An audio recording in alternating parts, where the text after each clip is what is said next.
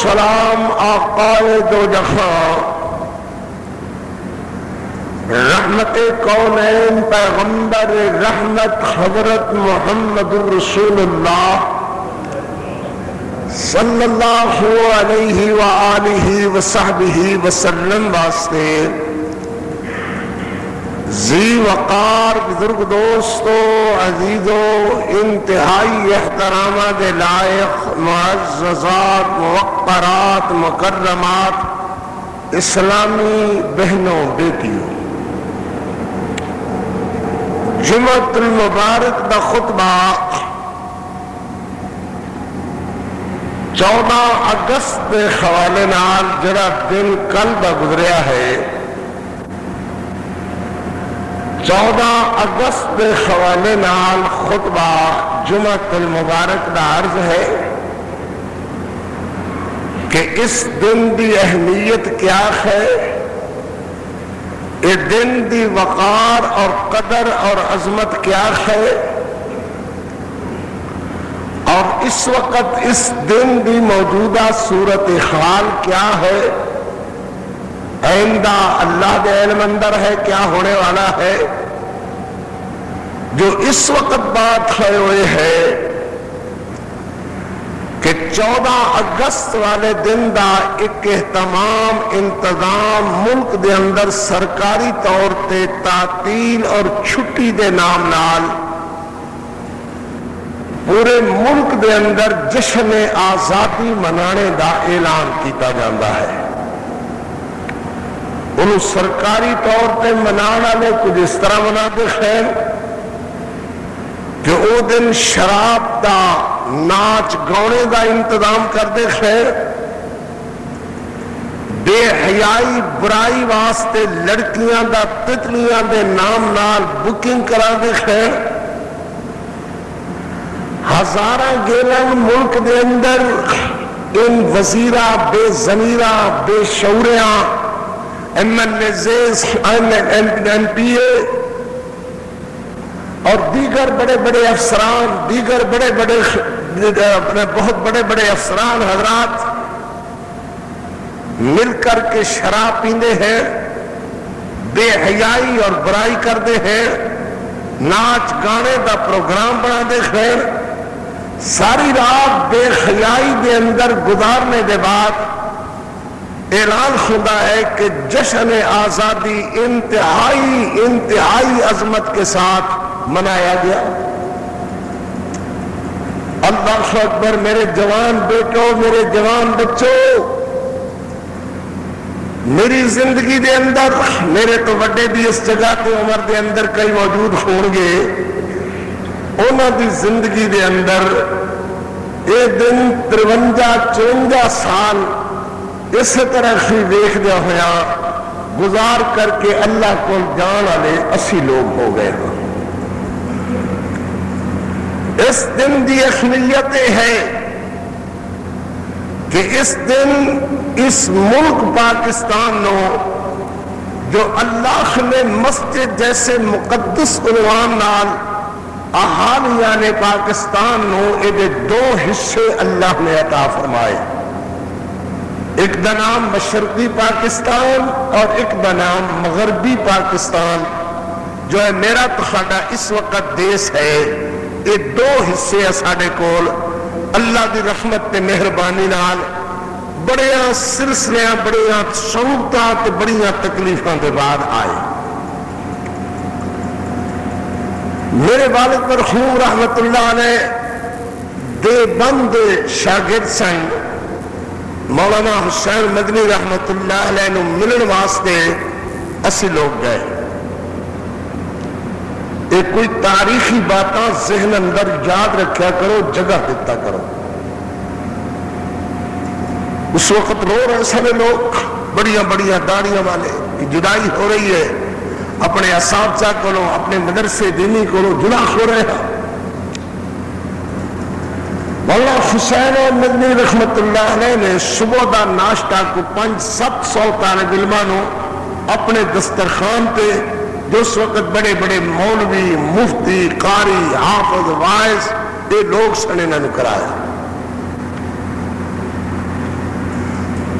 کہا مت رو بچیو، میری بات توجہ نال سنو، اس بات دا مقابلہ تھانو اپنے ملک اندر کرنا ہوئے گا، جواب دینا ہوئے گا۔ کچھ لوگ آتے ہیں کہ اسی ملک بننے دے دشمن سا، اسی ملک بننے دے دشمن نہیں سا ہے، بلکہ اج ہو گیا ملک لولا لنگڑا ٹوٹیا بھجیا تہانوں دتا جا رہا ہے، یہ جہے دے بنن دے مخالف ہے۔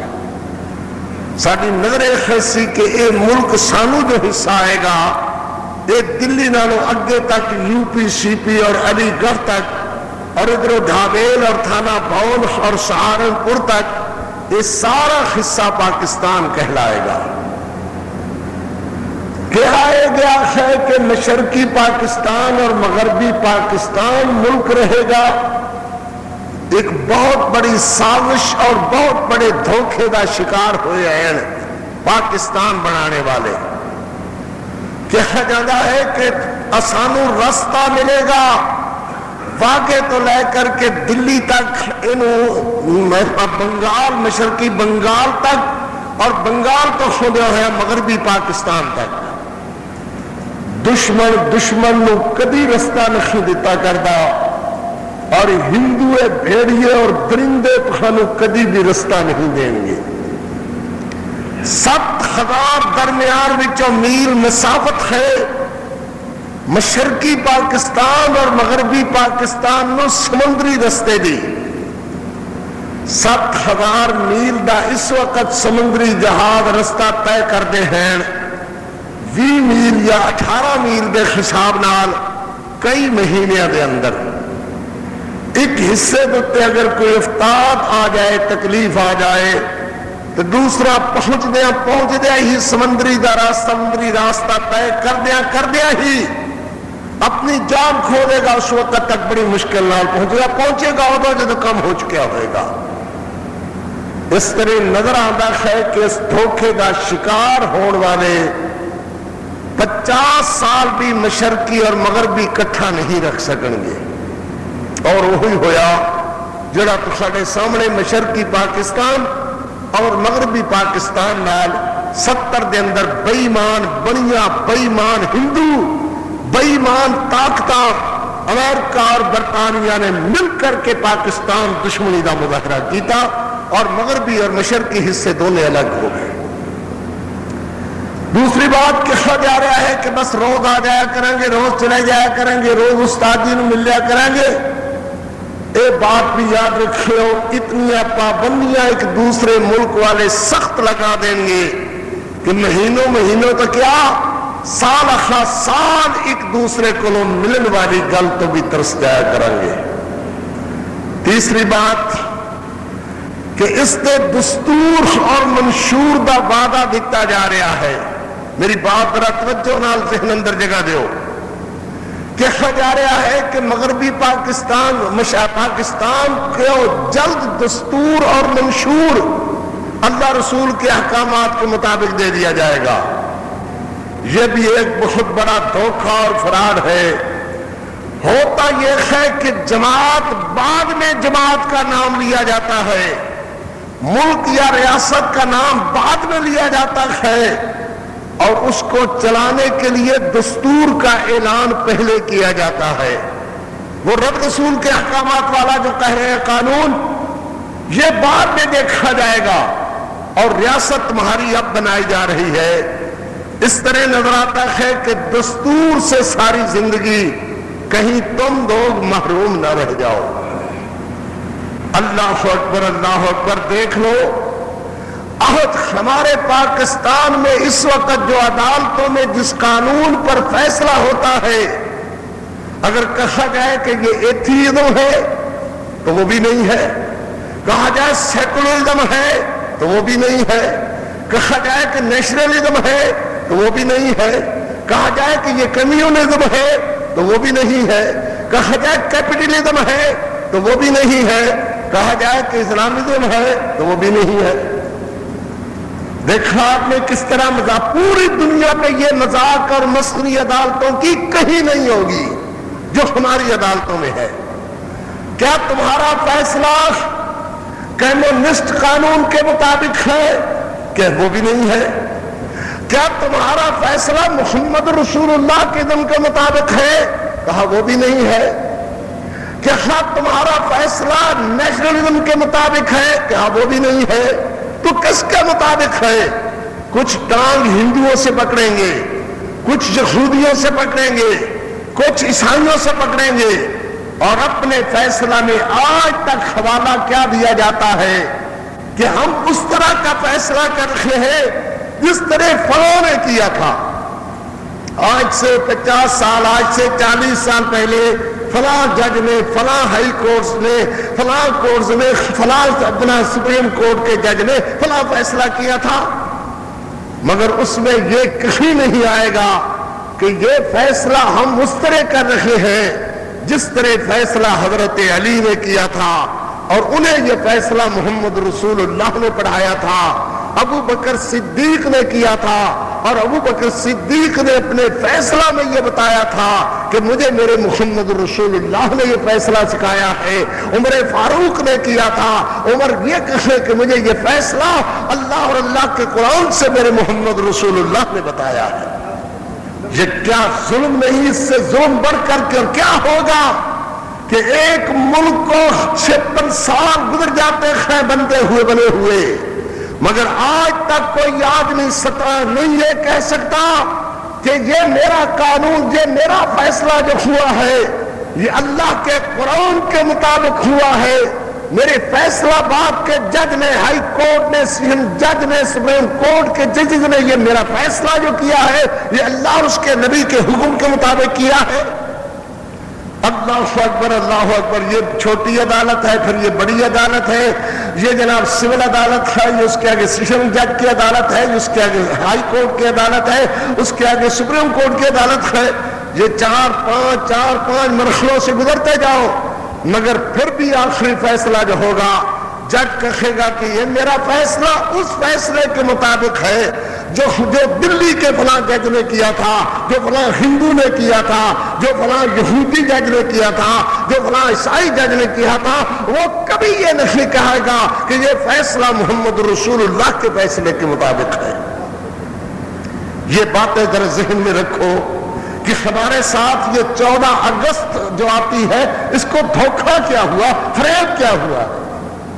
اللہ اکبر۔ سب سے بڑا فریب یہ ہے کہ تھوڑے میں چلے جاؤ تو وہ کہے گا کہ جی کس فیصلے کے مطابق تم اپنا مقدمہ درج کرنا چاہتے ہو اسی فیصلے کے مطابق تمہیں پیسے بتا دیے جائے، یعنی رشوت تمہیں اسی فیصلے کے مطابق ہم بتا دیں، جو فیصلہ تم کرانا چاہتے ہو اسی فیصلے کے ہم تھانے میں تم سے پیسے وصول کر لیتے ہیں۔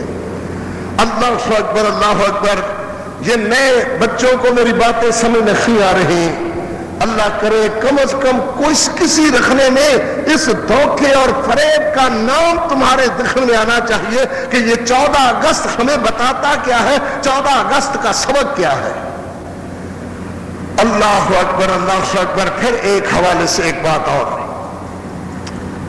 اس مغربی پاکستان سے یہ حصہ جو ہمارے پاس اس وقت پاکستان کا حصہ ہے، اللہ اس کی حفاظت فرمائے، اللہ ہر بری اور گندی اور میلی نظر سے میرے ملک کو محفوظ فرمائے۔ اللہ اکبر، آمین کہو محبت کے ساتھ۔ یا اللہ اس ملک کی حفاظت فرما، اپنی رحمت سے اسے دار الامن بنا، امن کا گہوارہ بنا۔ لکھا ہوا تو تھانے پر ہے نا، تھانوں پر لکھا ہوا ہے دار الامن۔ یہ تھانے دار جو ہے یہ امانت کا سب سے بڑا ٹھیکیدار ہے۔ اللہ اکبر۔ تو جو کچھ تھانے میں ہوتا ہے پھر یہ کسی سے مخفی تو نہیں ہے نا، جو کوئی تھانے دار کرتا ہے یہ کسی سے مخفی تو نہیں ہے نا۔ یہ دار الامن میں جس قسم کا سلوک تھانے دار عوام سے کرتا ہے اسی طرح کا سلوک اس وقت پاکستانیوں کے ساتھ پاکستان کا بدمعاش صدر پریزیڈنٹ مشرف کرتا ہے اور بدمعاش جمالی وزیر اعظم کرتا ہے۔ جو ہو رہا ہے اس وقت وہ آپ کے سامنے ہے۔ 58,000 میرے ملک سے پاکستان سے حملے کیے ہیں امریکہ نے افغانستان پر، 58,000 حملے کیے ہیں، جن میں لاکھوں انسان